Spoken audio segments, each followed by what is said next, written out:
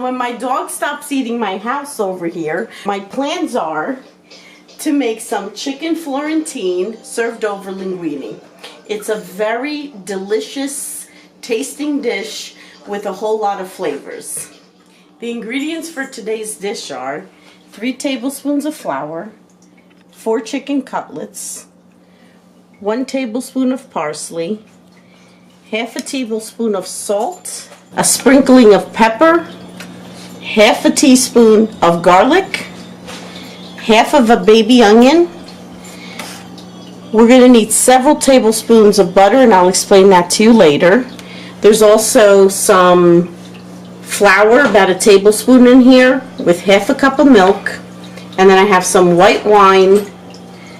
I have some already chopped and steamed spinach, and I have some herbes de Provence.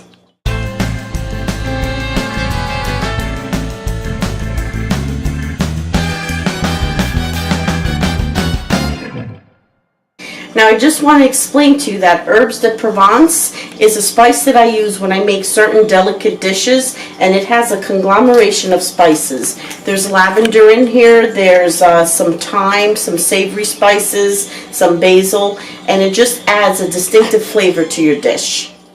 So I'm going to start by chopping an onion first. Remember, we go all the way down. And then we turn it, we go across, watch your fingers, and we go a little down. The more horizontal and vertical lines that you make on it, the smaller the dice.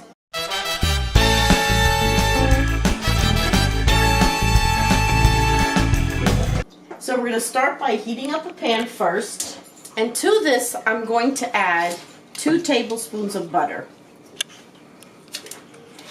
Okay? So we're going to just swivel this around. Okay, if it gets too hot, because you don't want to burn your butter, not for this dish particularly. So you're going to go ahead and turn it down a little bit. In the meantime, we're going to move over to our chicken, and we're going to go ahead and dredge it with a little bit of flour. We're going to season our flour with salt, some pepper, and dredging simply means where you take your chicken cutlet, you're going to put it in the flour, you're going to turn it around, and you're going to go over to your sink. This is the way I do it, and I just remove most of the flour.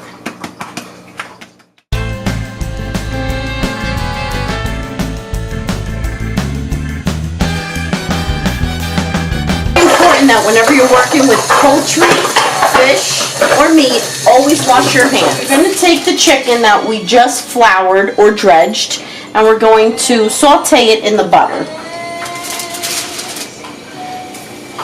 Now the heat should be medium, not too high, not too low.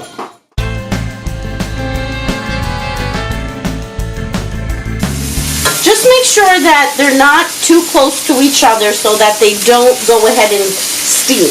You want them to saute and have a little bit of a golden color to them. So today's Friday. It's never a bad idea to pour yourself a little glass of wine. Whenever I cook, if I don't drink the wine, I don't use the wine. This particular brand that I'm using for this dish is a Pinot Grigio. I think it's the best one for this particular dish.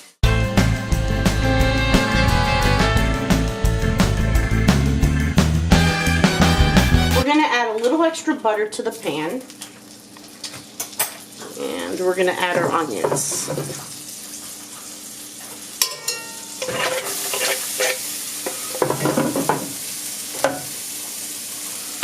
Swirl them around a little bit. Once you see that the onions have already started to sweat and browned a little bit, that's when you want to go ahead and add your garlic.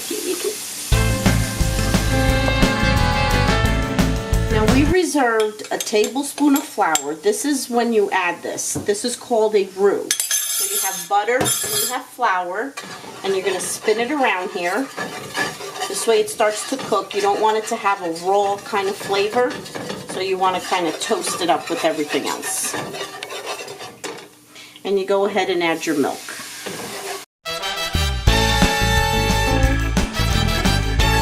What I usually usually do is I make a little pocket in the center, and while the flour starts to cook a little bit on the outside, that's when I splash my wine. Now you can either do your wine in the beginning, before you add the flour. I like to add it now, and then you just whisk it around. At this point, you go ahead and add your spinach.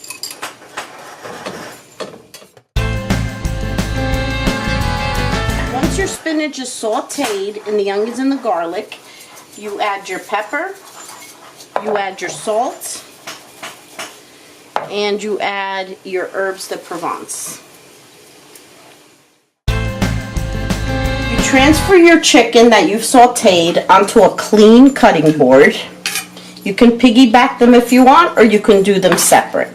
And you just cut and make little pieces. Just cut across them. And you could do it like this. Okay?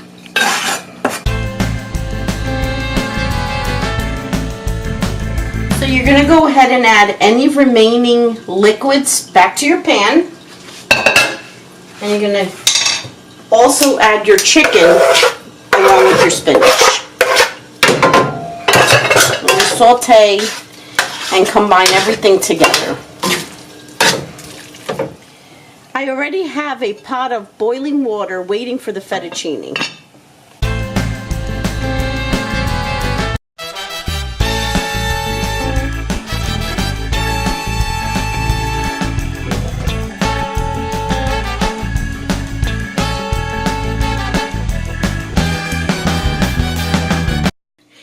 Now that our pasta is done, we're going to go ahead and incorporate it with our chicken Florentine. So you just kind of strain it like this and you put it in the pot.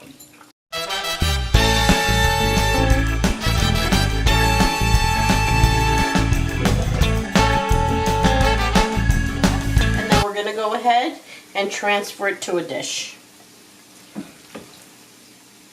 My final step to this process is I just sprinkle a little bit of parsley. You can add Parmesan cheese to this or provolone, that's up to you, but this is the way the dish looks. I hope buon appetito and have a great weekend. Thank you for watching. Bye!